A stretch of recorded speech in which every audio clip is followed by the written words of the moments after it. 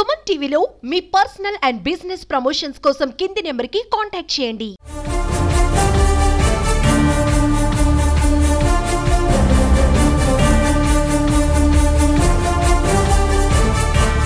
Pensions 30వ తారీఖు అయినప్పటికీ కూడా రేపు 1వ తారీఖు ఆదివారం సెలవు అయినప్పటికీ 2వ తారీఖున ఇవ్వకుండా మళ్ళీ ఒక రోజు ముందుగానే ఈరోజు పెన్షన్స్ అందరికీ డిస్ట్రిబ్యూట్ చేయాలి అని చెప్పడం ఈరోజు మనందరికీ కూడా తెలిసిందే. నాకు తెలిసి ఇది రెండోసారి, ఈ 5 నెలల కాలంలో రెండోసారి పెన్షన్స్ ఒక రోజు ముందు ఇవ్వటం అనేది ఈరోజు జరిగింది.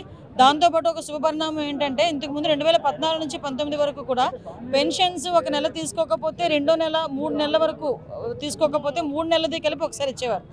అయితే మొన్న లాస్ట్ వైఎస్ఆర్సీపీ గవర్నమెంట్లో ఏ నెల తీసుకోకపోయినా కూడా వెంటనే పెన్షన్ పోయేది.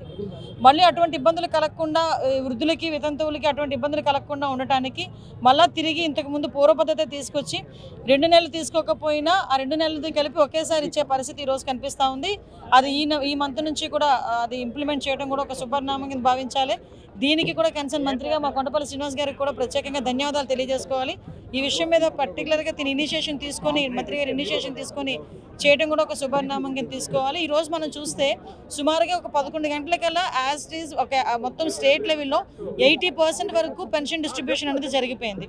అంటే మ్యాక్సిమం మధ్యాహ్నం కల్లా 100కి 100% పెన్షన్ డిస్ట్రిబ్యూషన్ అనేది కూడా ఇంటింటికి వెళ్ళే పరిస్థితి కూడా కనిపిస్తూ ఉంది. ఈ విషయంలోని సహకరించిన అందరు అధికారులకి కూడా ధన్యవాదాలు తెలియజేసుకుంటున్నాను.